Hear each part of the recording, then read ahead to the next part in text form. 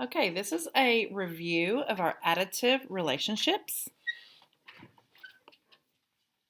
Okay, determine which of the following representation is not correct. So we're looking for something that is false, not correct. Then describe how it should be corrected. Justify your response. Justify your answer. Okay, so y equals x plus 5. Mr. Brooks decided to give 5 bonus points on the unit test.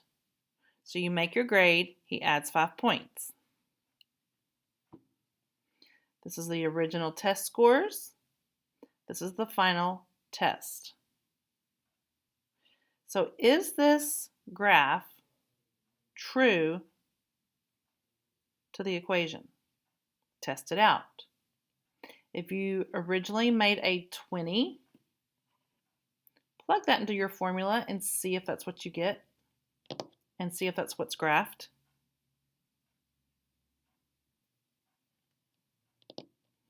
And then look over the table. If my original test score is 20, like I said, plug it into your formula and see if you get 25. So something here is not right. I just need you to tell me right here which one of these is not right. Only one is incorrect.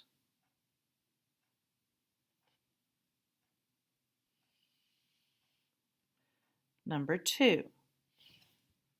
The bank charges a $10 fee to open an account.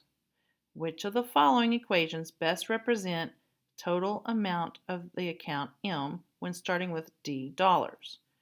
Okay, so remember, there is a charge, a one-time fee of $10. So you're going to add that to the formula. And D represents dollars, and M is going to represent the total amount in the account. So total amount is M. D is for dollars. Which one is the correct formula?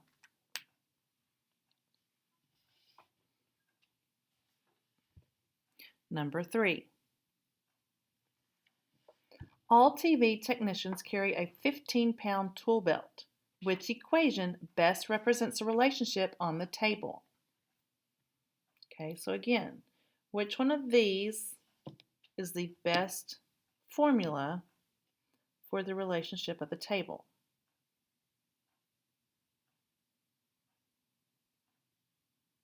Remember, you can pause the video at any time, so you can have time to think about each question.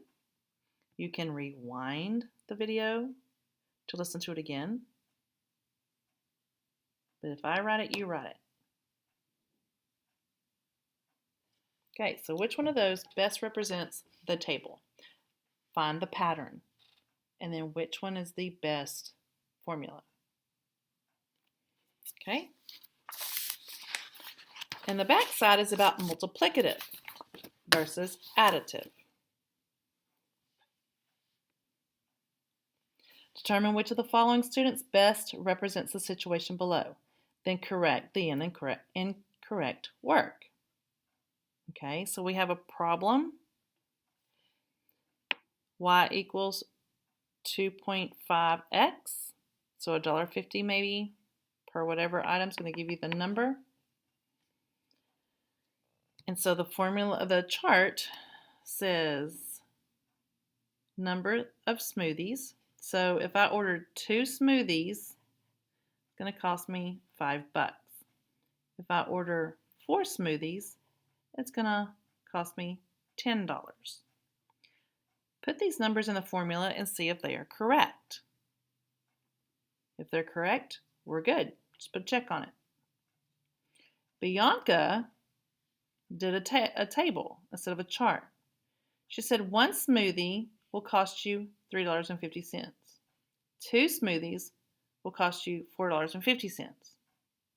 So determine if she's right or Hayden's right. Take a number, plug it into the formula, and see which one is correct. Which one is false? I want you to correct it. So scratch out the false information and just correct the work.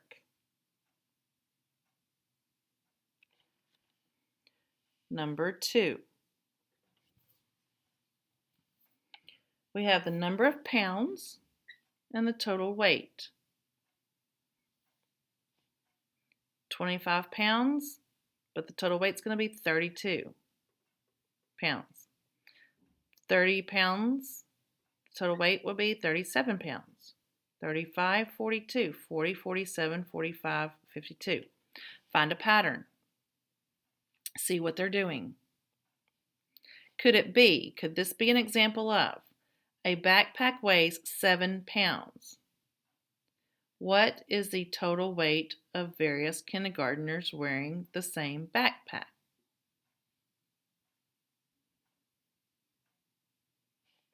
Or could it be W equals 7P? So find the relationship, find the pattern, and which one would be the proper one. Whichever one is false, correct it.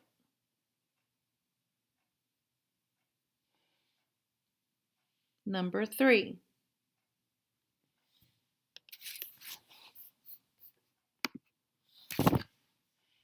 We have a number of gallons drained.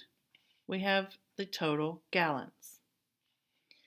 Is it the relationship between the number of gallons drained from a bathtub T and the number of gallons from the bathtub G?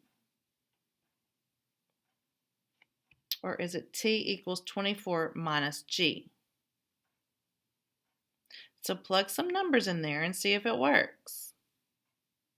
One of these is true and one of them are false. Whichever one is false, you need to correct it and make it true.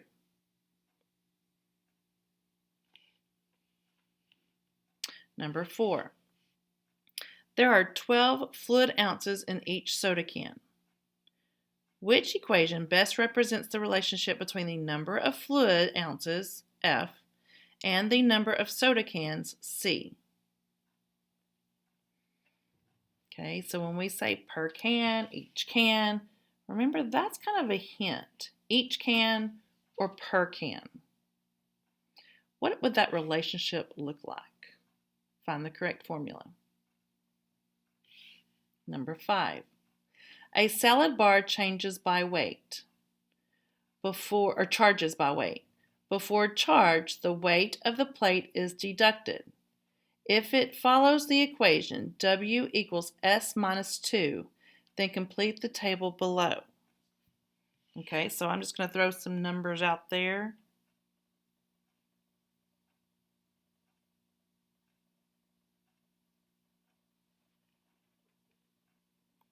So let's do 3, 4, 5, 6, 7, and 8.